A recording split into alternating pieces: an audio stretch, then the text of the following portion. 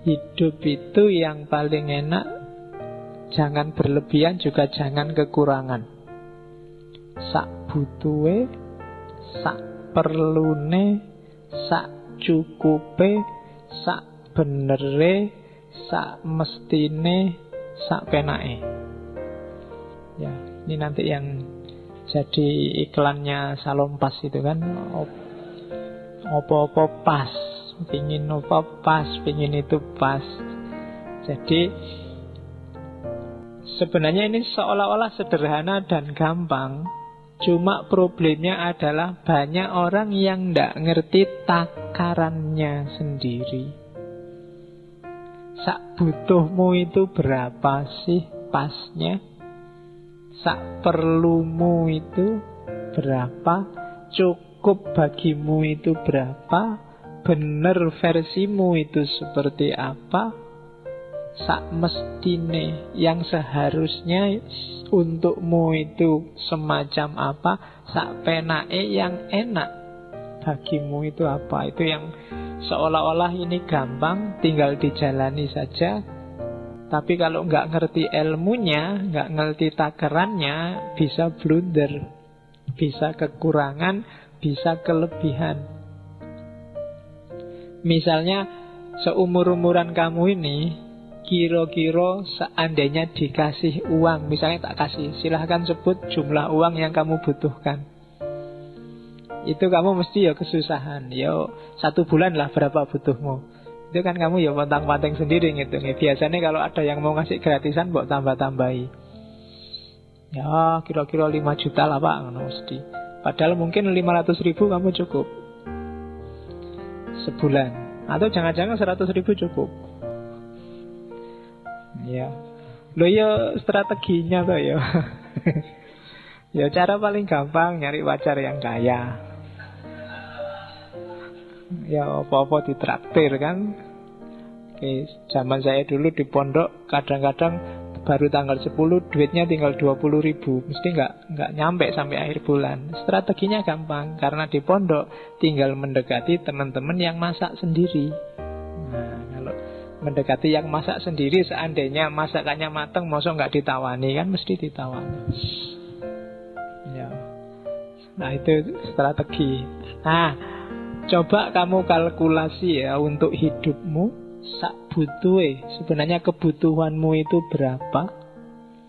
Sak perlune, apa saja yang kamu anggap penting dalam hidupmu yang harus ada. Jangan kurang, jangan lebih. Secukupnya, apa-apa takarannya harus pas, sak benere, sesuai yang bener, yang relevan, yang sesuai untuk hidupmu. Sak mestine dan sak penake, yang bikin kamu nyaman itu apa? Ngaji kayak gini, sak butuhe kira-kira lek 2 jam kayak gini kesuwen apa ndak? Nah, iya kamu enak, aku sing kesuwen. Iya. Terus sak perlune, kan gitu, sak perlune aja. Filsafat itu ya kadang jelimet, kadang gampang, ya diambil aja seperlunya.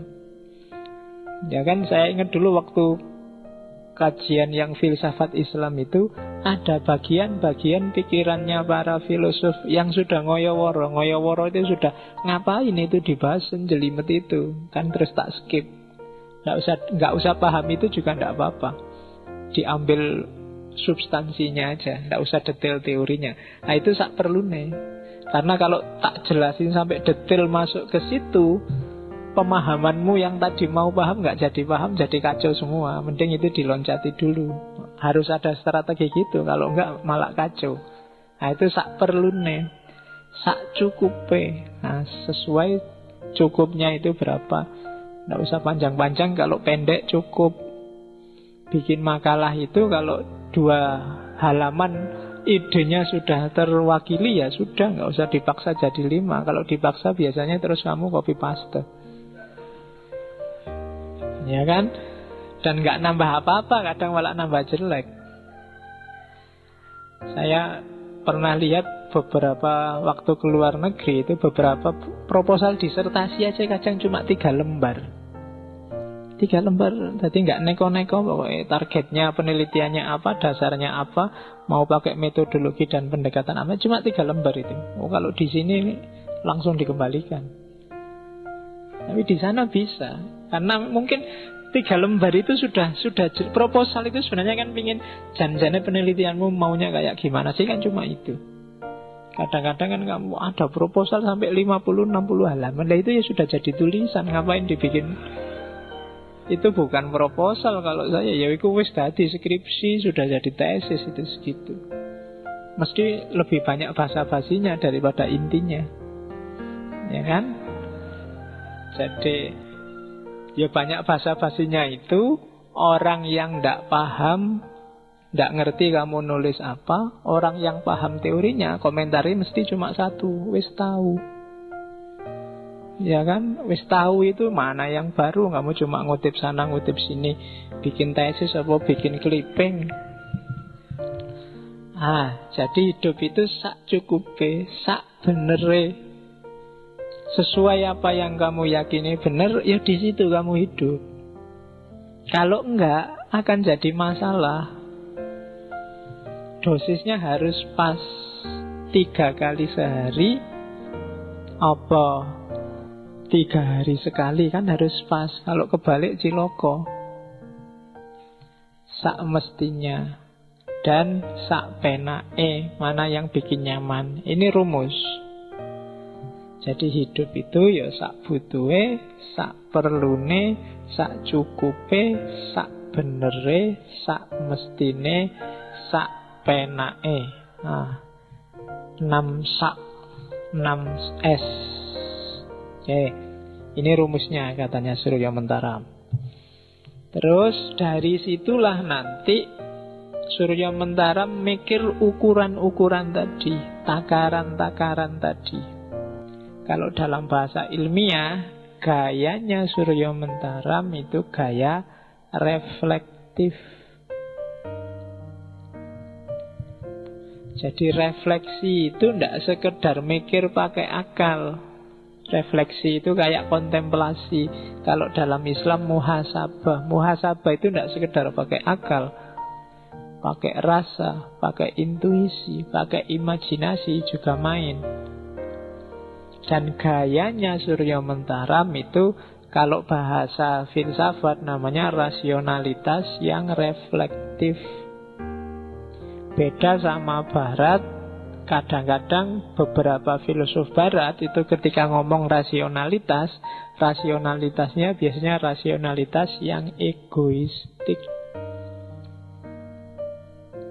Rasionalitas yang hanya akal saja, dan kalau itu akal saja biasanya cari menangnya sendiri. Pikiranku lebih benar daripada pikirannya orang lain. Itu biasanya rasionalitas yang egoistik. Hari ini hampir semua pemikir, apalagi yang tampil di TV atau nulis di internet, itu gayanya biasanya rasional, cuma egois. Karena waktu mikir yang terlibat hanya akal. Kalau akal itu kan satu-satunya jalannya biasanya pakai logika. Dan kalau logika itu biasanya hitam putih. Setengah lebih kecil dari satu, satu lebih kecil dari dua. Itu kan logika. Jadi kalau orang hanya pakai akal, hasilnya ya memang aku yang benar, yang lain mesti salah. Karena kalau ada yang ngomong beda dari setengah lebih kecil dari satu, dia pasti salah. Di situ kuncinya. Bukan berarti setengah lebih kecil dari satu itu ada salahnya, cuma itu hanya pakai akal saja. Kalau pakai rasa, kadang lihat konteks, itu bisa jadi setengah nggak lebih kecil daripada satu. Itu kan kayak ceritanya Konfusius sama muridnya yang dulu pernah tak ceritain waktu sesinya Konfusius itu kan. Jadi suatu ketika ada pedagang yang debat sama muridnya Konfusius. Katanya pedagang itu 3 kali 7 itu 27. Katanya muridnya Konfusius, lu sampean kok bodoh, mana SD kelas berapa, nggak ngerti 3 kali 7 itu ya 21. Tapi yang ndak 3 kali 7 itu 27, 21, 27. Gegeran lama terus udahlah, ditanyain gurumu aja, Konfusius. Dia mesti jawabnya 27. Taruhan ya. Kita kalau kamu benar, penggal kepalaku. Cuma kalau aku yang benar, kamu tak cambuk 10 kali. Wis, karena dia yakin banget nek bener kan. Akhirnya begitu ketemu Konfusius, ditanya, guru, berapa 3 kali 7? Jawabannya Konfusius, ya 3 kali 7 ya 27. Iya wis. Pusing muridnya iki, guru stres iki. Kemarin bilangnya 21, sekarang bilangnya 27. Terus akhirnya kan seneng itu yang pedagang. Bener toh 27, kamu ndak kayak gurumu sih. Akhirnya sudah, kamu dicambuk 10 kali. Dicambuklah dia 10 kali. Setelah pedagangnya pergi terus tanya, guru, sampean ini gimana? Tuh anak kecil aja bilangnya 21. Katanya gurunya, yo biar aja, mending aku ngomong 27 keliru dan nyawanya selamat, daripada aku ngomong 21 dia salah, kita kehilangan 1 nyawa. Jadi itu rasionalitas yang reflektif. Nggak cuma lihat mana benar mana salah secara akalnya, cuma situasinya. Lah taruhannya nggak imbang, satu tukar kepala, satu cuma cambuk 10 kali. Ya kan? Itu namanya mikir, pakai rasa, pakai imajinasi, harus main. Hidup itu kalau versinya Surya Mentaram, ya rasionalitasnya nggak boleh rasionalitas logis, rasionalitas egois. Kalau hanya itu, hasilnya mesti konflik. Orang merasa benernya sendiri masing-masing. Jadi rasionalitas reflektif, dan kalau memang masih mungkin naik kelas 1 level, rasionalitas akomodatif. Rasionalitas akomodatif itu ya mikir, nyari bener semua fakultas pemikiran, fakultas caramu bisa menangkap pengetahuan, baik intuisi, naluri digunakan. Setelah itu dibuka, tidak kaku, akomodatif. Kalau ada orang punya pandangan berbeda, kalau ada orang punya versi sendiri, ya monggo, kita bisa nerima. Nah, itu namanya rasionalitas akomodatif. Jadi ada rasionalitas egois, kalau bisa naiklah kelas jadi rasionalitas reflektif. Kalau mungkin naiklah 1 step lagi ke rasionalitas yang akomodatif. Jadi nggak sekedar nyari kebenaran, tapi juga bisa menerima apapun kebenaran yang ditemukan orang lain. Nggak sekedar merasa benernya sendiri pakai akal, tapi juga ngejar kebenaran pakai variabel yang lain. Mungkin pakai naluri, pakai intuisi. Pakai naluri itu misalnya, kok tiba-tiba ibumu dari kampung nelpon, aku kok ketok-ketok awakmu terus yo, jangan-jangan sedang sakit. Nah, itu mungkin kamu jawab, alah ibu itu nggak rasional, nggak masuk akal. Kan mesti gitu kan. Yo itu naluriah namanya. Jadi perasaannya seorang ibu. Jadi rasionalitas itu harus perhatikan level-levelnya. Yo rasionalitas yang egoistik tadi kadang-kadang juga untuk hal tertentu ya dipakai. Cuma nggak selalu.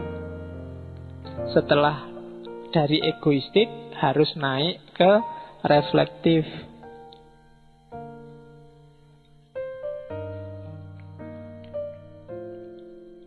Misalnya tehnya panas. Kalau rasionalitas yang egoistik kan tiba-tiba tak omong, teh panas man.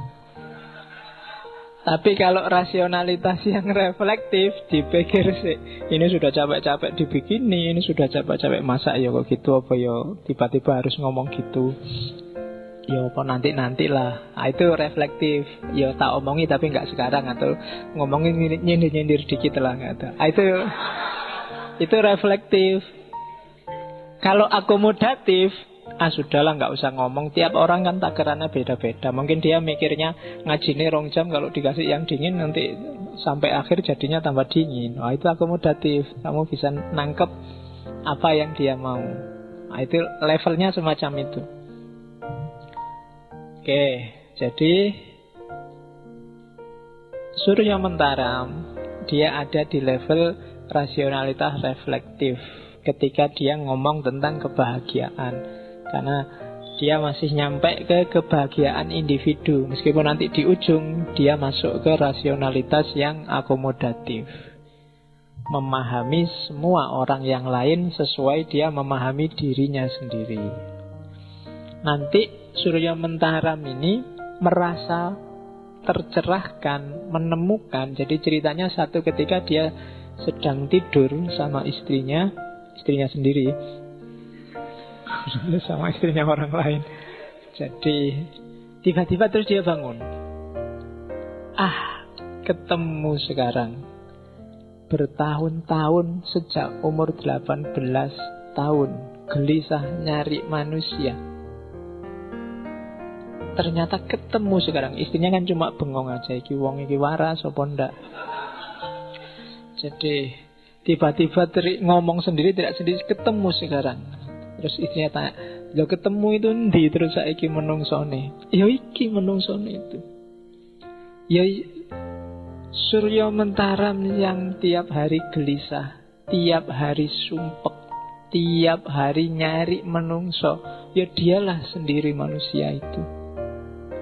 Jadi itu persis kayak René Descartes yang aku itu ada apa enggak sih? Akhirnya ketemunya kan dirinya sendiri. Ada, ya aku ini. Loh, buktinya ada aku apa? Ya yang mikir aku itu ada apa tidak tadi. Berarti apa? Ada yang mikir. Kalau ada yang mikir berarti kan ada buktinya. Aku ada, yaitu yang mikir tadi, yang sedang meragukan tadi. Nah, mirip itu Surya Mentaram merasa, ya yang gelisah tadi, yang tiap hari nyari jawaban, yang tiap hari sumpek tadi, itulah dia manusia. Cuma tidak kayak Descartes, dia terus loncat ke ranah spiritual bahwa untuk memahami diri, untuk nemu orang, maka orang harus bisa ambil jarak dan lihatlah dirimu sendiri. Jadi kayak keluarkan dirimu dari dirimu, terus tolehlah lihat dirimu sendiri. Di situ kamu akan ngerti siapa dirimu. Di situ kamu akan ketemu pengetahuan sejati, ketemu manusia. Selama ini tidak ketemu manusia karena jadi satu, terlibat. Kamu tidak ngambil jarak.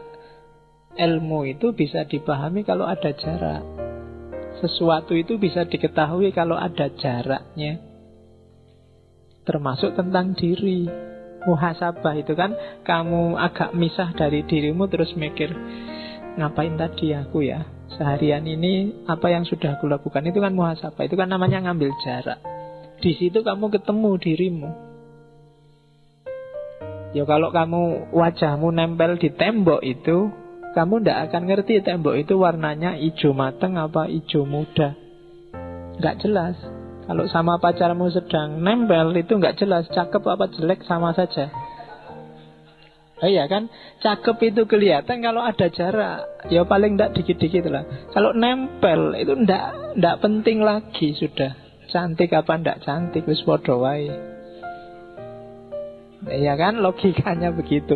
Nek contohnya Runo kamu cepat paham.